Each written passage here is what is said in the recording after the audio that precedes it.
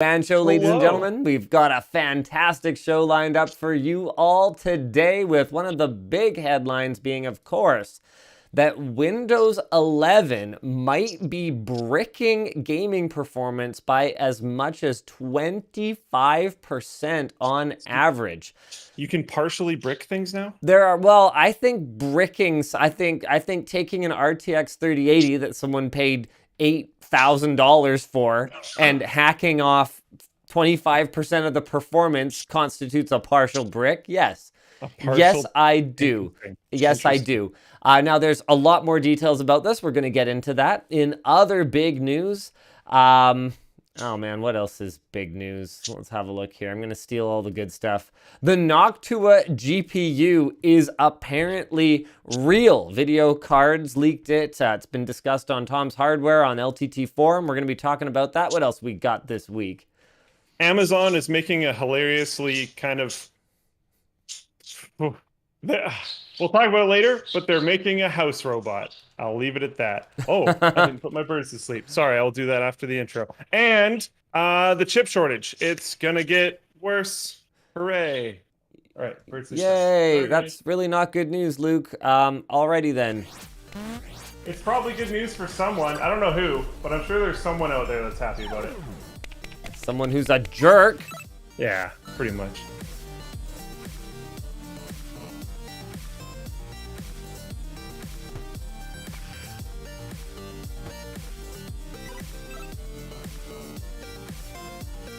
All right, let's jump right into our first topic here.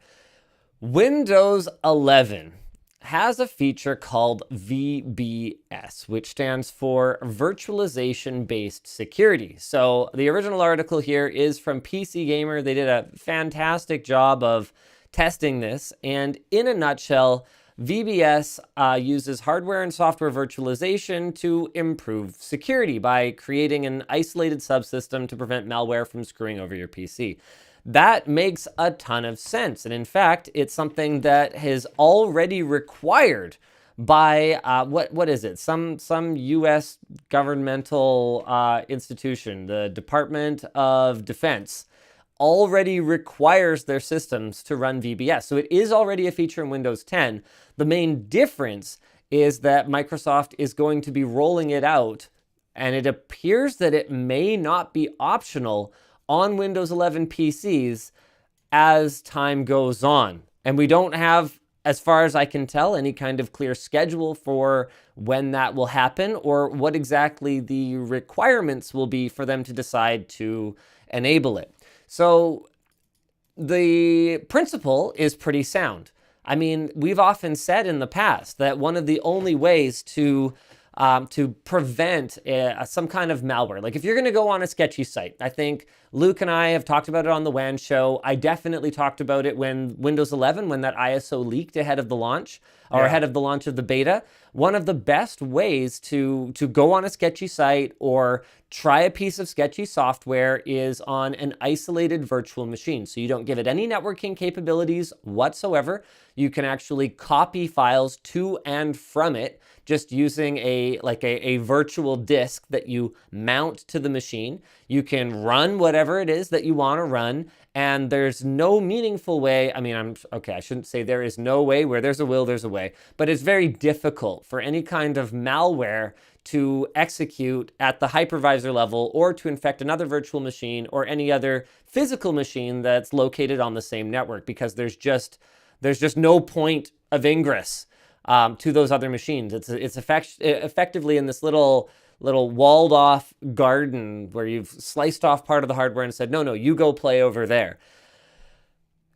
The problem is that even hardware virtualization, which has gotten really good, I mean, gotten crazy good. We've shown off using hardware virtualization a number of times over the years. I mean, even going back all the way to, man, this was a long time ago, because this was a video that you and I hosted together. 2 gamers, 1 CPU. What we did there was we took a hypervisor, which is bloody hell. What is Red Hat's hypervisor called? It's just, I don't remember. my mind has KVM. So we took KVM, which is running on Unraid. Unraid, the reason we used that was because, especially back then, it allowed for relatively painless pass-through of GPUs. So we used KVM. We split up the CPU resources so that you could have two separate people plugged into this machine.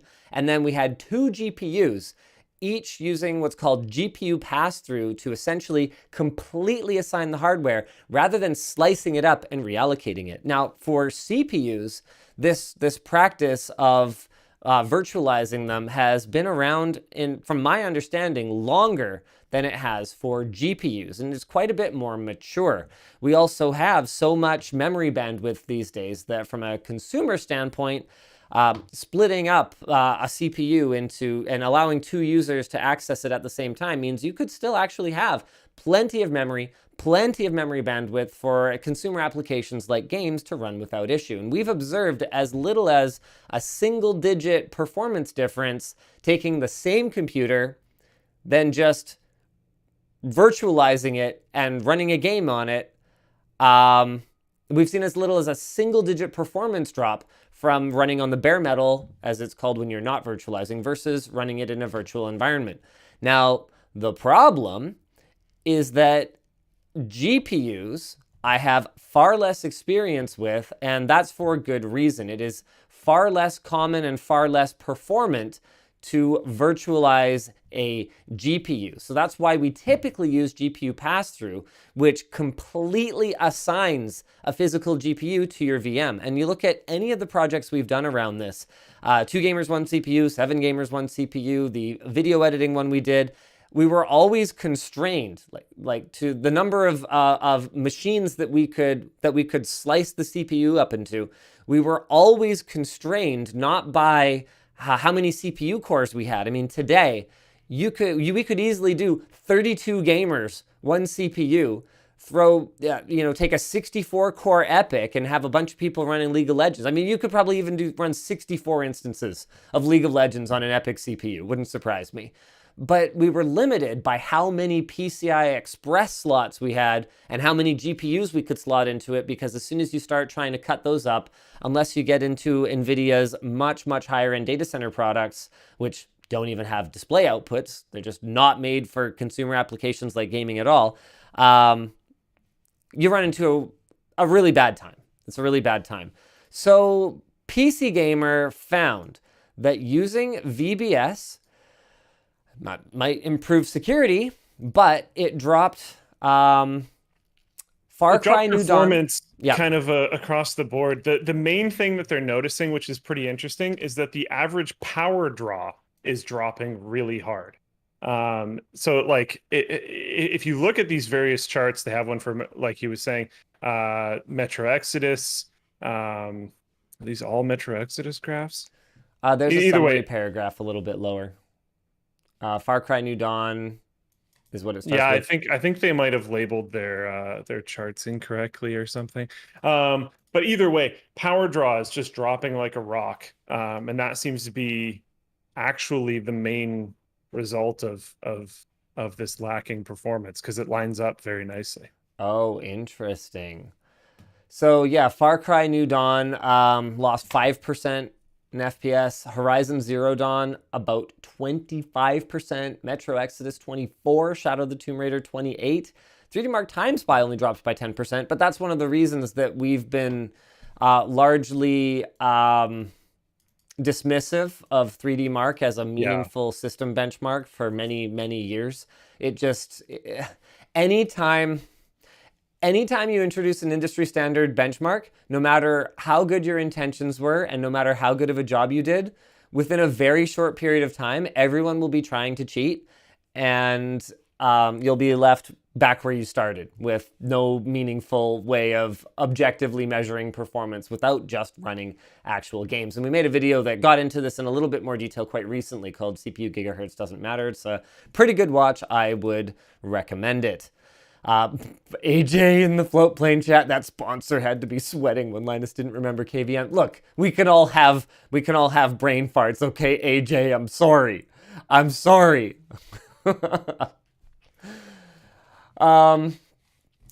The good news is that this is not something that it appears will be mandated on custom-built PCs.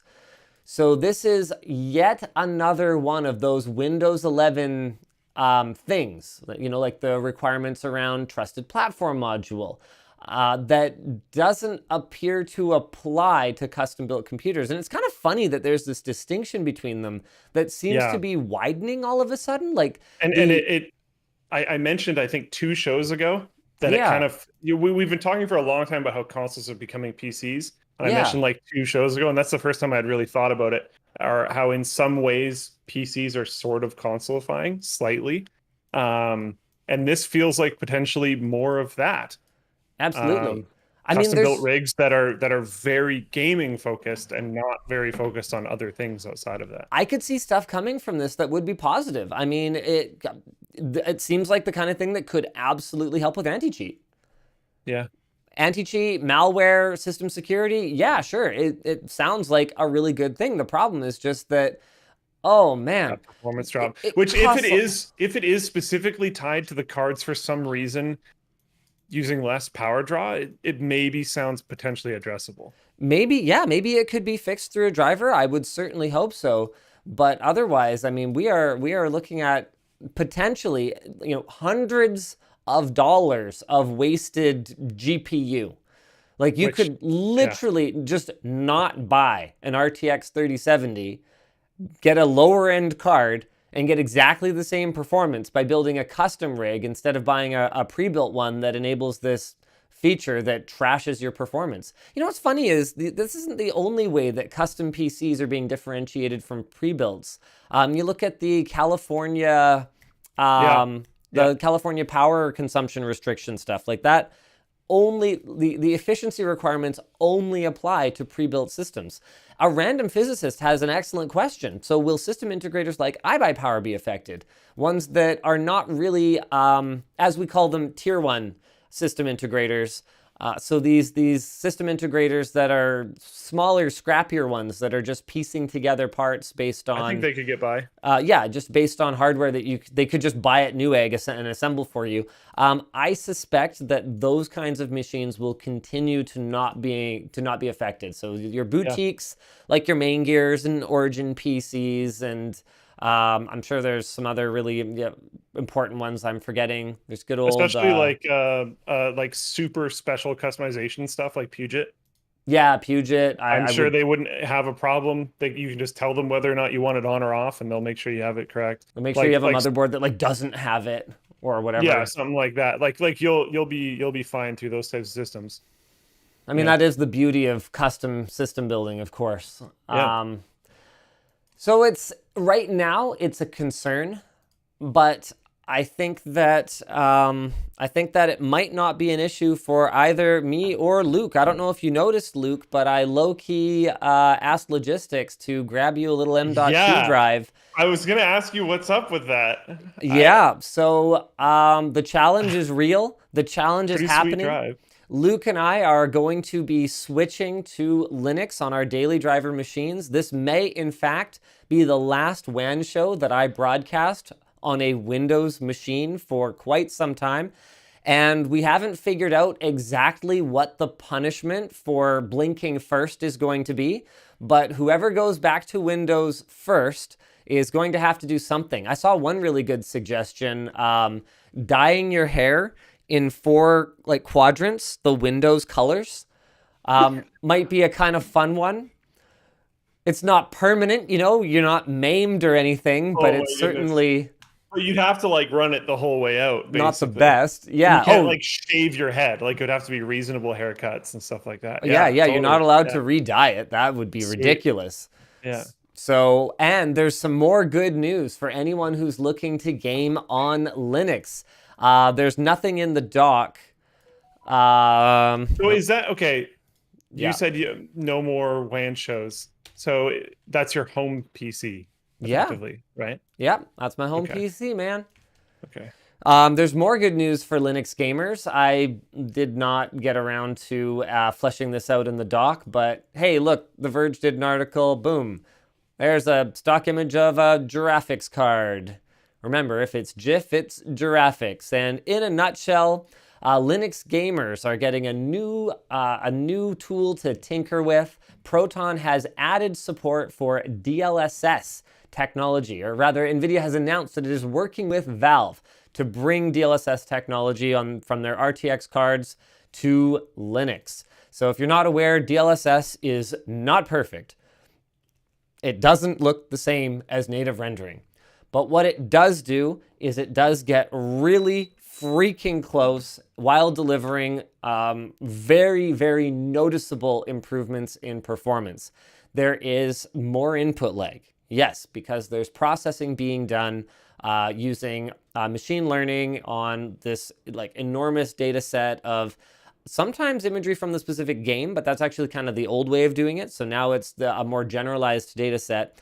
And then taking your lower resolution gameplay and upscaling it to native 4K or whatever happens to be the display that you're running on. I'd say at 1080p, there's really not much point using it if they even do allow it. I've never even tried. It's never even occurred to me.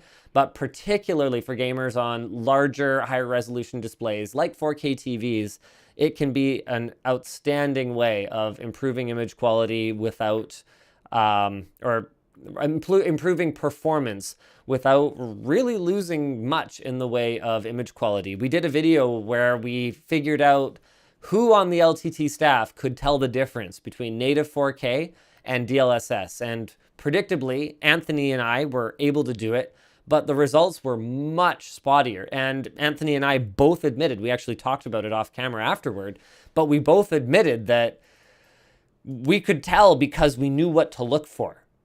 Right. Not we could tell because it looked like dog with DLSS enabled. Like it wasn't like that.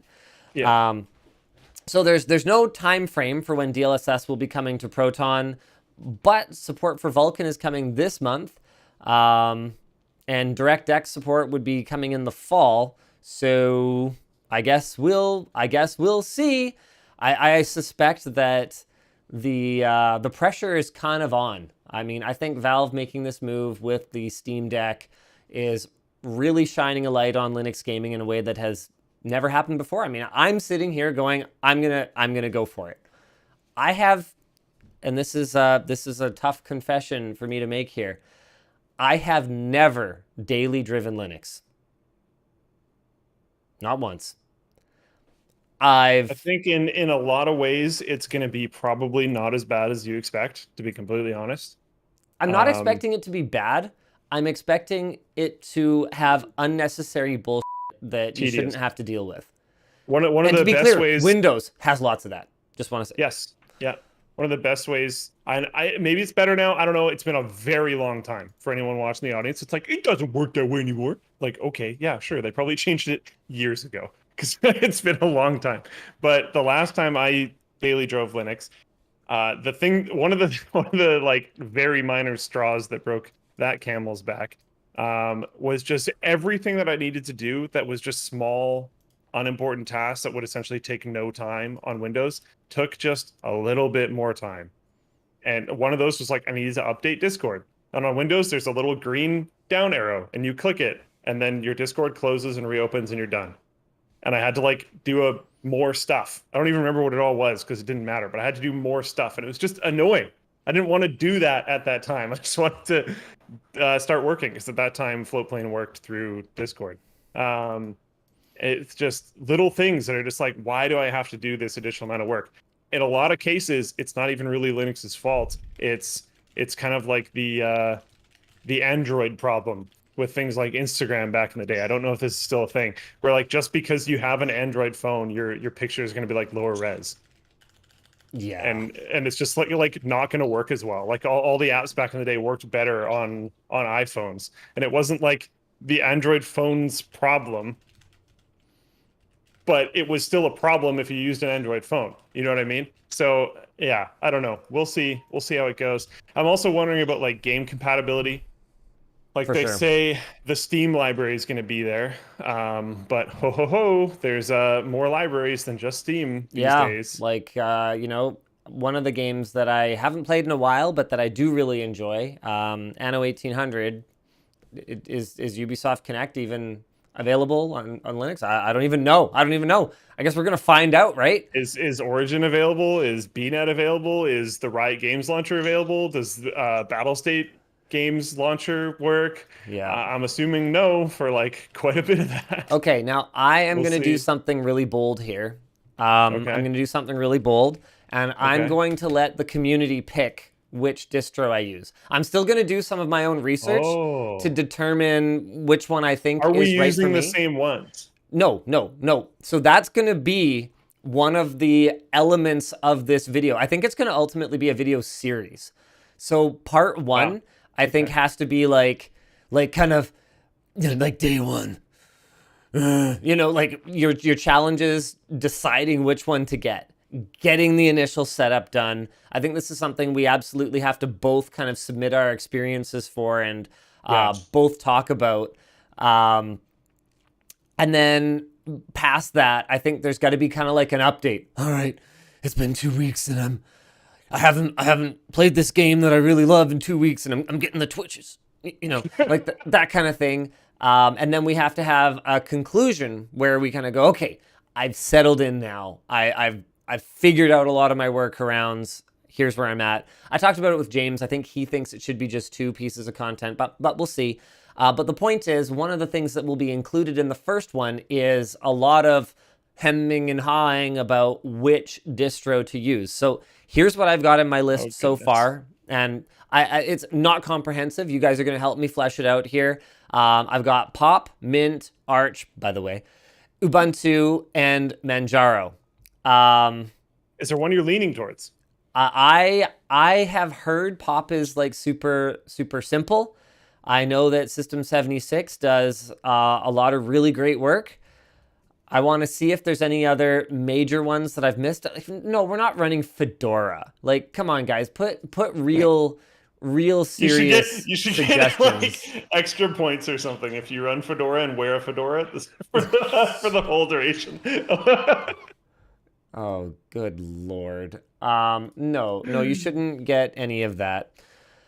I am very interested in audience input, and I have not looked into this stuff in quite a while because it's been, like I said earlier, years since I've daily driven Linux. But I was going to do some more research, get myself back up to date, but I was sort of planning on just going Mint again because that's what I did in the past, and I was decently happy with what it had to offer. But yeah, it's been a while. Guys, don't be spamming some of the ones that I have already in the chat. I'm trying to flesh out the list. You're gonna vote in the straw poll. Come on, guys. Are you new? Are you new this is here? Such a minefield, dude. All right. Okay. Floatplane chat is being extremely unhelpful. No GUI, only bash. Yeah, I'm gonna run my gaming machine with no GUI. Come on, you guys. No, it's brilliant. Oh, what? Straw poll is not letting me create my poll. We should have to toggle GUI off for like every action other than actively playing a game. No, we shouldn't. That'd be horrible. I am extremely disappointed. Anthony wants to know if we're going to allow distro hopping. Honestly, I think that's going to cause more problems than it solves, because one of the biggest issues with Linux, from my experience, which again is not daily driving, but is from trying to use it to do kind of almost literally anything when we've tried to make videos. One of the biggest issues is the lack of searchability for solutions. So I might be able to find the solution to, Steam, it was supposed to be easy to install, but it wasn't. Here's the workaround. And you can find the solution for Ubuntu or whatever. And then you run into some other problem and you find the solution that works great on Mint. And it's like, well, okay, now what? I'm going to go over to Mint. I'm going to solve this problem. I completely reinstall my stupid OS. And then I'm going to realize, oh no, I can't even figure out how to get Steam installed. Now, to be clear, these are problems I'm not expecting to actually be problems. I will be able to figure out how to install Steam. It's fine. But it is something that I've run up against, where from between distros and even from version to version of the same distro, because the community is so much smaller, the help resources are just so much narrower, and they have a tendency to be not directly applicable to what you're trying to do or to be outdated. Now, straw poll is just straight up not working for me. What's that straw poll like clone? .me. No, yeah, that's Are the you real going to one. .me? Yeah, the real one's not working for me. Unfortunately. It's working for me. Do you want me to just make it? Yeah, if you could just do it. Pop, Mint, Arch, by the way. Ubuntu, Manjaro, Gentoo, Elementary, and Debian are the ones that I want in there. Why don't I do the sponsor spots while you create that? So one of our sponsors today, hey, look at this. Look at this. Sponsored by TuxCare. Okay, sysadmins know the painful procedure to update the QEMU. We talked about this last week. You know what? If TuxCare is watching this, fire me over an email with how you want me to pronounce this. I'm going to go with QEMU. Okay, QEMU, whatever, it doesn't matter. The QEMU hypervisor. It involves complex live migrations of virtual machines to other nodes, which sucks. Okay, copying a VM from one node to another live is like fraught with potential mines. Or you have to restart virtual machines on the node that's being patched, which also sucks because any users who were relying on those resources are going to get real mad because all their stuff is gone temporarily. But I mean, I could see it from both sides, right? Like from the sysadmin's point of view, it's like, look, it's only going to be down for 2 minutes. And then from the user's perspective, it's like, yeah, you always say that. It's never down for just 2 minutes. So both of these are time-consuming, network bandwidth intensive, and error-prone. Well, TuxCare's QEMU Care eliminates all of that. They allow live patching of QEMU without disrupting any virtual machines or performing lengthy live migrations. There's no maintenance window, no service restarts, just immediate, transparent patch deployment for QEMU. So check out the demo on the QEMU Care page and subscribe for a free trial today at the link below. The show is also brought to you by Graphus. Graphus is an automated phishing defense solution that protects every inbox in your organization from outside threats. And this is, wow, okay, yeah, okay, maybe we should get it. Because the thing is, even a tech-savvy company like us, people can easily make mistakes. And I have seen some really good phishing attacks. Like, I've seen emails to me from Yvonne that were indistinguishable from an actual email from Yvonne. And what are the odds that I would just click something and start entering credentials when I think an email is from my wife, right? Much higher. Yeah. Adding Graphus to your security stack allows you to defend your employees from cyber attacks, and you by proxy, from cyber attacks.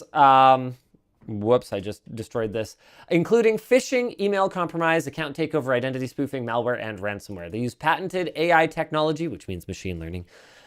Sorry, Graphus. AI technology that monitors communication patterns between people, devices, and networks to reveal untrustworthy emails. They analyze messages in real time, integrate at the API level to detect social engineering attacks, and activation takes just a few minutes. Don't wait. Get 30% off list price and 30% off onboarding with Graphus at the link down below. Finally, the show is brought to you today by, now that's a name I've not heard in a long time, Savage Jerky. Oh yeah, they're back.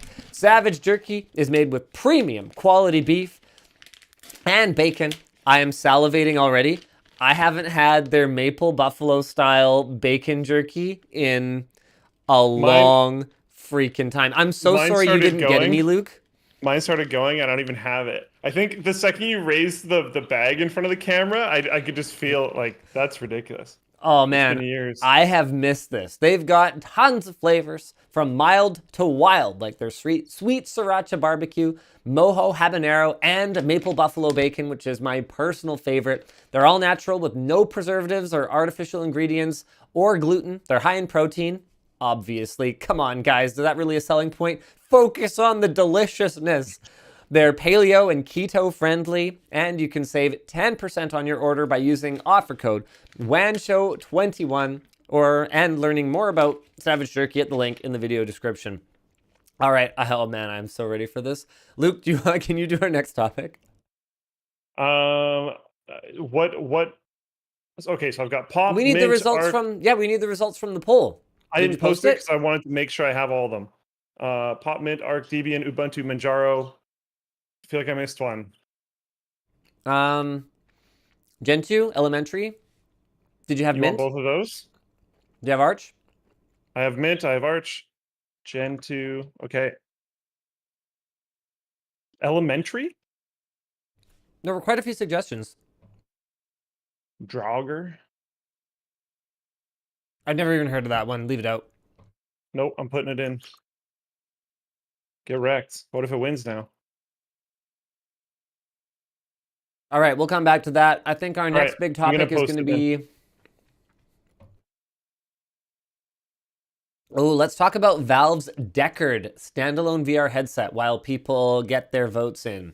So guys, check out the chat. Check out the chat. You're going to want to make sure you vote because this could be determining which Linux distro I daily drive for. I mean, I don't want to lose. I think setting like a month for the challenge is pretty reasonable. It sound like a month. If it's a month, we're both going to make it. Oh man, 2 months? I don't know. 3 months? Till the end of the year? I don't know. How about to the end of the year? Do we get something? That's my thing. I mean... Because there's the bad. There's the bad. It's going to be Ethan. Ethan's going to come up with it. And Ethan is an evil genius because, like, man, there's a channel super fun coming that Luke knows about. The rest of you, it is going to blow your minds. Ethan came up with, you know what? It's close enough to release now that I can probably tell you guys what it's about. Without me knowing, without me having any awareness about this whatsoever, Ethan and Dennis came up with the idea of hiding in my house for an entire day. Like, without me knowing. My wife knew, all of my kids knew, but I had no idea. I could have easily been walking around butt naked, and unless one of my family members managed to, convince me to clothe myself, I could have easily been spotted by Ethan and Dennis literally hiding in my house. They even did stuff. Like, they were acting like house elves. They prepared a meal, among other house chores. Like, they tidied things up. Just, sadly, I didn't notice. I guess I'm not a very observant person. But anyway, you guys are not going to want to miss that video. So I'm sure Ethan will come up with something for us that is going to be absolutely freaking ridiculous. So let's talk about Valve's Deckard standalone headset, and while I eat jerky, and then we'll come back to the results from the straw poll or other poll. Yeah, I had to make a different one. I had to remake the whole thing and everything, but it's going out now. I'm working on it. Oh, all right. Should I run through this then? Sure. Yeah. I just want to eat jerky. Okay. Valve's Index virtual reality headset was and remained the best VR headset for some time, but always had a fatal flaw. Anthony is the one who prepared this topic for us. The cable. And it's true. After you have tried wireless VR, whether it's on the Vive Pro or whether it's on the Quest 2, going back to the cable really does feel like it's like going from your first flat panel, and I mean like a good one, not the early days ones, which really sucked, like awful TN panels. I mean going from like a flat panel monitor back to a CRT. And okay, CRT enthusiasts, yes, I do understand about input lag and all of that stuff and black levels and everything. But I think we can all agree that a modern flat panel, unless you are specifically trying to experience vintage content the way it was when you were a kid, are a lot better than CRTs, okay? So it's like trying to go back to that. It's like going back to a phone that doesn't run Android or iOS. Like running an old BlackBerry with the full keyboard at the bottom with the wheel on the side to go through menus, okay? Like no touch screen. Like it's jarring. So, Valve may have a solution. Type out Ubuntu. I made it Ubuntu. Oh, did you spell it wrong? I want Ubuntu. I want Ubuntu Linux. Darn it, Luke. Can you link me, by the way, in Discord to the results? I'm not remaking it, guys. Right. So Deckard Give me 1 sec. appears to be Valve's upcoming standalone headset and was discovered by VR YouTuber Brad Lynch, username sadly it's Bradley. Brad has been tracking Valve's patent applications and got a tip about a device codenamed Deckard. After digging into recent Steam VR updates, the string Deckard has shown up. So there's also a new, you know what, this is almost an entirely separate news topic, because, not because it's like particularly noteworthy, but I really hope we can change it. Steam game updates, no rollback. Yeah, we'll talk about that a little bit later. This is like quietly flying under the radar, and I'm super off about it. Okay. There's also a new internal menu that mentions a standalone system layer. So together, it seems to point to Deckard being a standalone device. Brad live-streamed other evidence he's found in Valve's repositories and patents and says he believes Valve will make an official announcement within 6 months. It's worth noting that this is the same kind of detective work that accurately predicted the Steam Deck, although we didn't know what it was going to be called. They've been rumored to be working on something like this for a couple of years now, and there is significant user demand for an index without a wire. Personally, I'd love it if we just got like WiGig wireless display technology on the index, but I can understand why Valve might not be happy with the performance compromises that they would have to make either to the display's resolution or refresh rate, or to the I guess the compression that they would need in order to fit within the bandwidth that you can achieve with a modern wireless interface. Multiple standalone VR concepts have apparently been tried at Valve, but The Verge may have uncovered some additional detail while previewing the Steam Deck. Greg Coomer mentioned that the Steam Deck's APU would run well in that environment and that it's very relevant to us and our future plans. How interesting would that be? A Steam Deck bolted to your face. Whoa! This is an Anthony Young observation. Deckard could be read as Deckard, which could mean deck, augmented or artificial reality device. And that's exactly the kind of pun / play on words that I would expect from a bunch of giant nerds like all of the folks I met at Valve. By the way, love you guys lots. You are my people, but you're giant nerds. So right now, the standalone VR headset market is pretty much the Quest 2. What would it take for Valve to penetrate that essentially monopoly on standalone VR devices? What does it take? I don't think much. I mean, their previous VR device did extremely well. Like I don't know if it's even fair to say that they would have to penetrate that marketplace, because they're already in like a it's like, how do I describe this? I feel like it's a gas car maker making an electric car. Like their foot's already extremely in the door, they're just not fully through the door frame. You know what I mean? Like it's not the same as like some random company that has never made it before trying to make a device. We already know that they've done a very good job making a VR headset. If they made a VR headset with that same pedigree wireless, I'd be super stoked. But what about pricing? I mean, Valve is sending very mixed messages on their hardware pricing. Index is clearly priced to make money. Yeah. Whereas Steam Deck, I'm not gonna cover this territory again, but Steam Deck is not. Steam Deck is aggressively priced. Valve is flexing their don't give a muscles by pricing Steam Deck the way that they are. Do they take that same approach with Deckard? I kind of can't understand why, unless, you know, part of this is just a volume play to get pricing down on some of the components that are shared between the two devices, like the custom APU that AMD is making for them. I mean, that getting AMD to fab you a custom chip is a non-trivial endeavor. The more devices you can ship with that thing, I almost wonder if the pricing would come down on their entire, or even just to meet the volume requirements. They might have started working on both of these devices to ensure that they could hoover up enough of these chips to even reach AMD's required quota for how many chips they're going to have to buy over some period of time. Because you got to remember, the tricky thing is not necessarily committing to AMD, oh, we'll take 10 million units.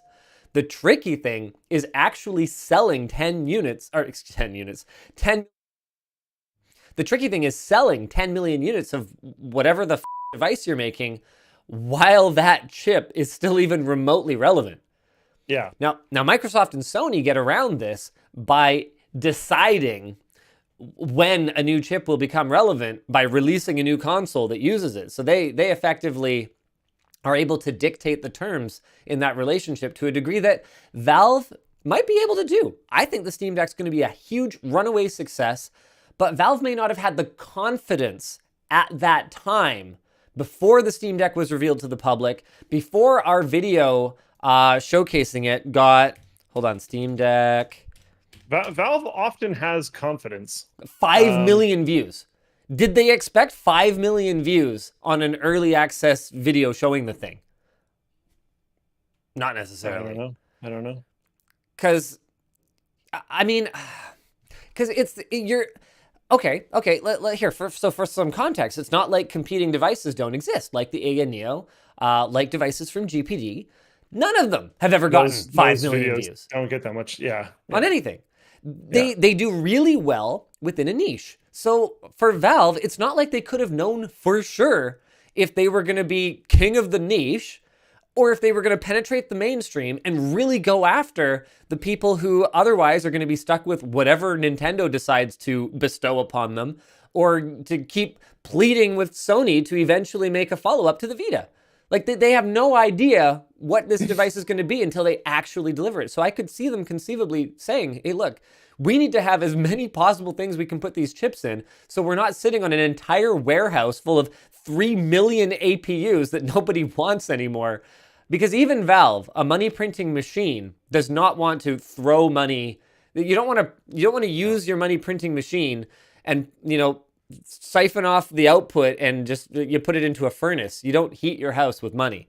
You use the money to, I don't know, move to New Zealand where it's beautiful all year round and you don't need to heat your house. I mean, that's rather topical, just in case you didn't know. That's the whole. I do know. No, I meant for other people. Sorry, you clearly did know, but yeah. Oh, yeah. The whole moving to New Zealand when you're a billionaire thing is apparently a big thing right now, and like building bunkers and stuff, because good guy New Zealand just doesn't have anything of military strategic value whatsoever.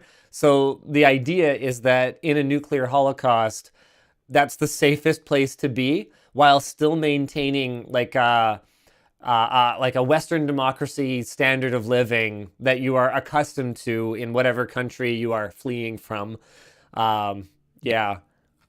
And apparently this is not conspiracy level crazy tinfoil hat stuff. This is like actually a thing. Like, it's not a coincidence Gabe Newell is in New Zealand.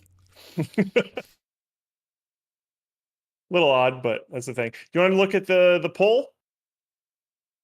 It is a little corrupt because when I checked the original poll just to be like, am I crazy? I did spell Ubuntu right the first time, but Ubuntu won the most votes. So I would take that with a slight grain of salt because it's Ubuntu, and people might have voted for it for the meme. If I had to hazard a guess, I think the real winner here is Pop. I could definitely see 50-something votes coming in for the meme for Ubuntu. So I would kind of see either Pop as a winner or Pop as a tie with Ubuntu. And Arch is clearly people wanting to make me suffer. That's another meme. 100%. I think in my opinion, the like real top three is Ubuntu, Pop, and Mint. And with Pop being kind of the most interesting one to me right now. Ubuntu, I think, gets a lot of votes because of the meme, gets a lot of votes because it's existed for a long time and people know what it is. Mint, probably a little bit on the exists for a long time and people know what it is realm as well. And then Pop, because of the System 76 affiliation and it being gaming focused and it having specific ISOs for like are you NVIDIA, are you AMD, that kind of stuff, which is like actually pretty cool. Yeah. I'm currently leaning Mint or Pop. Pop is winning me over already, though. So maybe it'll end up being Pop. But I want to do more research on it first. Are you just going to go with the poll? No, I'm You're just gonna gonna do a let little it bit of research. influence? Yeah. Yeah, I'm sure Anthony's gonna want to have some say. And unlike you nerds, Anthony's gonna be looking out for me.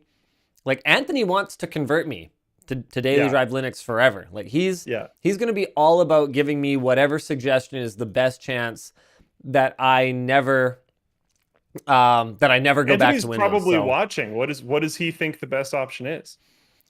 he is probably watching. I'm sure he's gonna recommend Pop. He's something of a System 76 fanboy. I'm sure he'd admit it. I mean, he runs Arch, by the way, Of course. but I don't think he's going to recommend that I No. run Arch. I really No. don't think so. By the way, there's a thread on the forum here. I have no idea if this is the right spot to put this, but sometime soon, the EU competition chief will be in New York City discussing with Tim Cook about how fair Apple is. Who else is there? Louis Rossmann. He has invited the chief to meet with him to discuss with them how Apple unfairly screws people over. He's got a 62-page referenced document with him as well. I'd like this to be talked about on WAN Show because the only way to make the meeting happen is to make as much noise as possible to get people to notice. Okay. Well, there you go. I believe this is the latest video on Rossmann's channel. I don't think so. Is it not? I don't think so. Oh, all right. Well, he it went up releases like today. a lot of content sometimes. Yeah, he releases a lot of content sometimes. Oh, a random ride around New York City on a weeknight with low quality commentary. 3 hours after the other one. I love Louis, but dude, learn to YouTube. Dude, he's released 3 videos in the last 24 hours. I'm telling you, sometimes he just cranks them. All right. Well, at any rate, the second last video, go check it out. Yes, I think that would be a very good thing. I don't think that they're going to necessarily, I want to see the outcome. So if that it makes meeting, noise, it's good. That meeting should happen because it will tell us a lot about how serious the EU is about this conversation they're having with Mr. Cook. Yeah. Amazon has some new devices. Oh boy, yep, there's Anthony. Anthony's hitting me up. Where is it? Oh, he says Pop or Endeavor is probably my pick. Endeavor is Arch-based but user-friendly, like Manjaro. Arch-based tends to have more bleeding-edge packages in kernel, which is good for gaming. Also, Arch Wiki. Pop is Ubuntu-based, so a lot just translates. Yep. Okay. Yep, that's fair. So maybe I'll just let Anthony pick for me, and I'll just not have to worry about it. We've got some big news from Amazon. They've got some new devices. Yeah. Thank you, LTT forum user Abidos1. This thing looks cringe AF, and I'm aware of the irony of using the term cringe AF in 2021. I'm doing it intentionally because it is the most appropriate possible way to describe the Amazon Astro, a home robot that is being introduced after 4 years in development. This is the kind of product that I would expect Asus to roll out on stage, make a bunch of noise about, be like, we're a robot company, and then promptly, completely forget. Robot stage, hold on. Because they basically did that. Where is this stupid thing? Here we go. The Zenbo. I mean, I would not expect this to come from a serious company like Amazon. No offense, Asus. I love you all very dearly.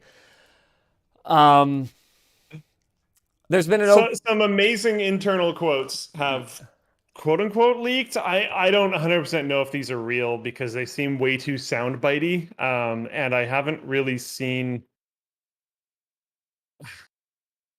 I don't know. They say apparently the internal quotes are saying it's a disaster that was not ready for release.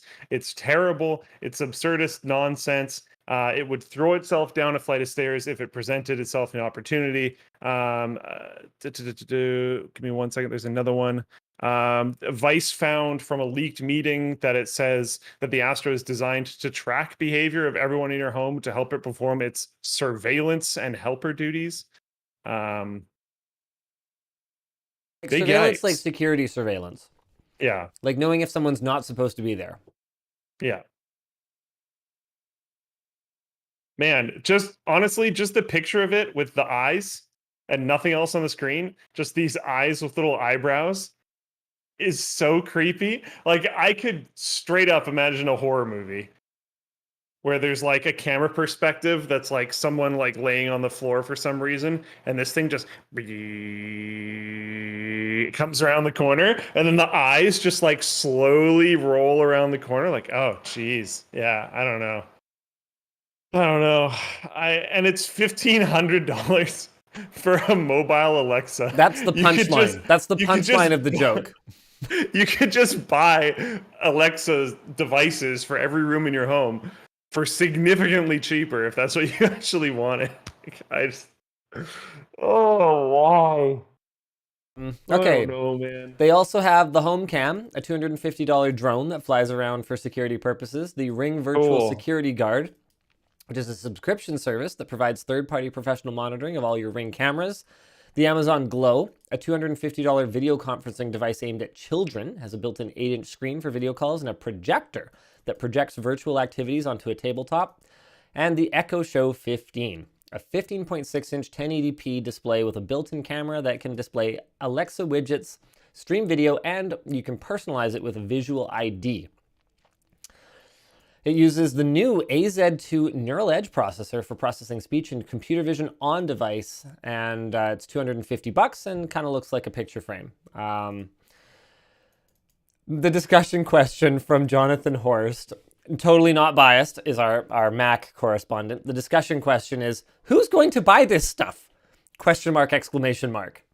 Am I the only one creeped out about everything here? Question mark. It's seriously like Amazon needs a don't be evil policy, because like it seriously seems like so many of the recent things that they've been working on are just all of the things that you would try to make if you just wanted to just abuse your power in every way you possibly could. Like, it's just horrible. I don't know. I'm a little biased when it comes to Amazon. I'm not gonna lie. But yeah, geez, guys, come on.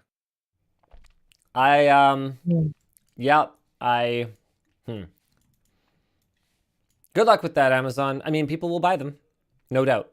There's no doubt in my mind people will buy them. I don't know who these people are, but they'll buy them. And Jonathan, you're not wrong. It's kind of amazing how many things Jonathan and I agree about, even though like he's a Mac and I'm a PC. Yeah. Yeah. Oh, there's big news for LTTstore other than the new site design, which is amazing, by the way. You can preview like colors without even clicking through to a product. So you can see all the different painstakingly captured images that these are not just color swapped. So many. Hoffman actually like takes all these pictures exactly the same. I don't know how he does it. We have new water bottles. The V2 water bottles have landed, and you can get them now on LTTstore.com. 21 ounce, 40 ounce, whatever you're into. We've got all different colors. Everything is in stock, from the classic to pink. And that's pretty much all I have to say about that. I should do a couple of super chats, but I kind of have to go because I'm doing a job interview. Not for me, for someone else.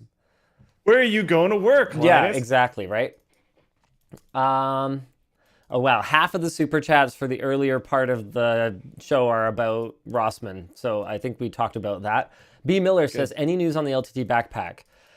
Oh, I work as a level 2 tech for several schools, could use a comfy replacement. It will be a comfy replacement that distributes weight. I can tell you right now that everything from the global logistics nightmare that's occurring in the world right now to the rolling power outages in China is going to affect our ability to deliver that backpack in a reasonable amount of time. It will be months. So if you absolutely need something now, buy something else. If you want a really great backpack and you're willing to wait and you're willing to pay, because it is not going to be cheap, then wait. It's going to be freaking awesome. I'm really happy with it. I tried to kill the backpack project multiple times based on the samples that we got from every factory that we dealt with. And then Bridget came in, basically said, look, I know I want to tackle this. And I was like, good luck. It's going to be a big waste of time and it's not going to look good on your KPIs because you're supposed to like deliver products we can actually ship. But I don't like to stand in people's way. If people think that they've got the solution, or if they think that I was wrong, I'm all about letting them try it. And I was totally wrong. It's outstanding. There's still some changes we got to make, but yeah, it's really good. We're on a good trajectory. Diforest says, are you and Luke going to return to in-person WAN shows? Yes, that's our intention, but not yet. What else we got I think here? It'll happen kind of over time. Looking for a laptop. Oh, looking for a laptop that would be great for video editing, IT work, maybe some 3D animation. You got to check out some value gaming machines if you're trying to do real work, but you don't want to pay a fortune for like a mobile workstation. Cyrus says, updating Discord on Linux is a breeze now. You just click the update button. So there you go, Luke. Like I said, it's been years, right? So like, I'm happy there has been developments in that realm. I'm just saying those types of things are what kind of pushed me away from it last time around. Is because I was using it on a work computer, and well, every computer that I use is a work computer effectively. So I was using it on a computer that I did work on, which is every computer I have.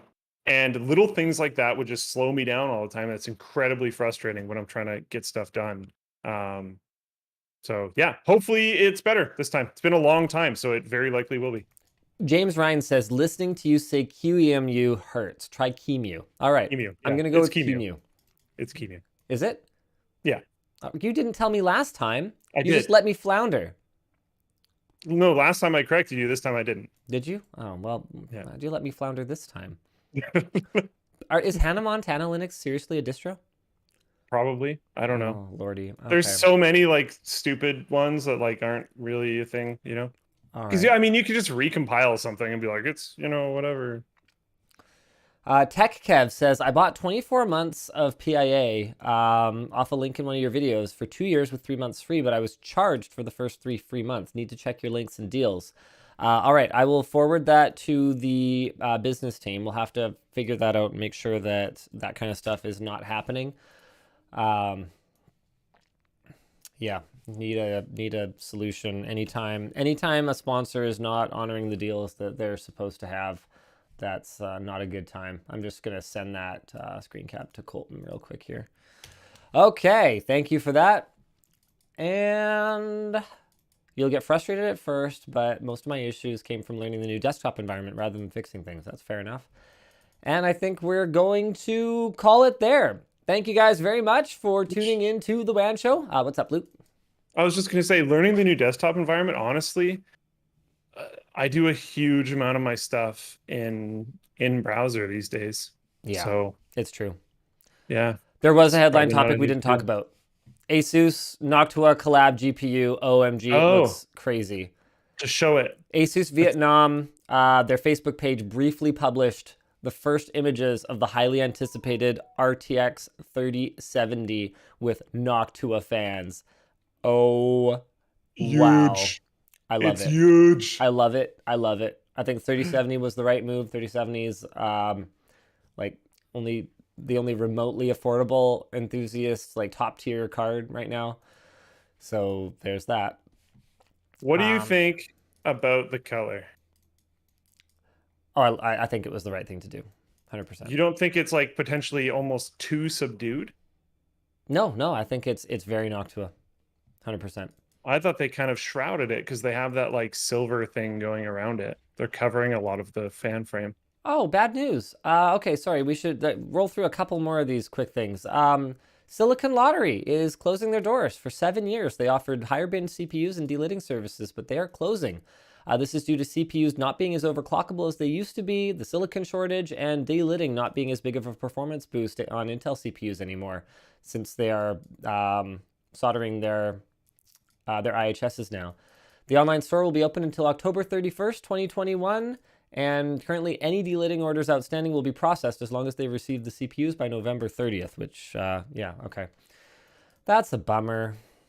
Yeah, rip Silicon Lottery. They helped us out. They hooked us up a couple times when we needed like guaranteed great overclockable chips for projects. So really appreciate you guys. All right, that's it. Thanks for watching, guys. We'll see you again next week. Same bad time, same bad channel. Oh wait, no, I want to rage about the Steam game updates. So Steam is pushing an update it looks like, I think this is in like the beta, like very advanced tier right now, but they're pushing an update that will not allow you to roll back games to a previous version. So one of the only ways that, because Beat Saber updates all the time and it breaks all the mods, right? And the game's unplayable without mods. So at times in the past, I've had to roll back to a previous version of the game. And so first, Steam removed the ability to disable auto-updating. Now you have to have auto-updating at some point. When you try to launch the game, it will update. And now they're making it so you can't even manually roll it back, even temporarily. And this can be a huge problem for modders, for example. I remember old games running into situations where you would have to get the older version of the game installed, like unbrick your save file or whatever, apply the new mods or apply the, and then update from there. Like there are situations where it can be a very useful troubleshooting step to roll back to a previous version of your game or software. And I'm extremely frustrated that this is going to be a thing. Also, there is one last thing I really need to talk about. The Dune Case is still accepting orders based on our video previewing it like 2 years ago, but they, as far as we can tell, have never shipped anything. I have updated this video to say do not buy, and I have added a pinned comment under the video. The title has been appended to reflect the do not buy status of the Dune Case. It's seen many delays, and so far is not showing any evidence of actually shipping a finished product. Oh no, it's Kickstarter. That's very unfortunate. All right, that's it. See you again next week. Same bad time, same bad channel. Bye, guys. Bye.